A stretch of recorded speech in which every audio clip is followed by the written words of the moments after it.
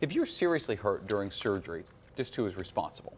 Well, one First Coast woman says she wants to warn everybody before they go under. After years of fighting in court, she says she still cannot get the hospital to own up. Our Caitlin Ross joins us now live. Kate?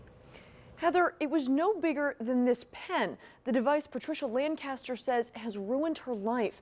She spent the past 3 years fighting for the doctor and the hospital she says are responsible for all that pain.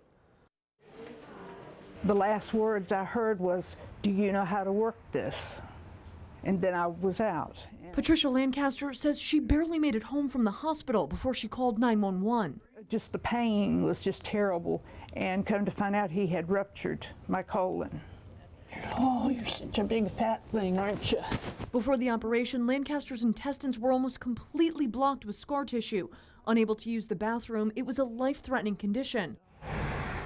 Dr. Abdullah Kware told Lancaster they could insert a stent to unblock her colon.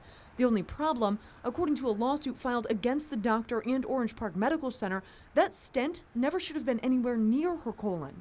It had been tested and proven safe to be used in the esophagus, up in the throat. Well, this doctor decided to use this device instead in the colon. It's known as an off-label procedure. Medical malpractice attorney Tom Edwards says it is legal to go off-label, but the doctor has to be properly trained and the patient has to be warned of the risk. Edwards says none of that happened here. This doctor decided to use her as an experiment, and the hospital that's supposed to serve as the goalkeeper, as the safety net, allowed it to happen. That's Bobby and I back in our better days. Lancaster says complications from the surgery have been severe. She now wears a permanent colostomy bag. Leg gets a little different. And doctors had to amputate her leg after a clot. Her husband says nothing is the same. You look over there at her, and she's missing a leg, and you're trying to help her.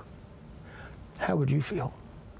The doctor eventually settled with the Lancasters, but Orange Park Medical Center says he was a contract employee, so they are not liable for his actions.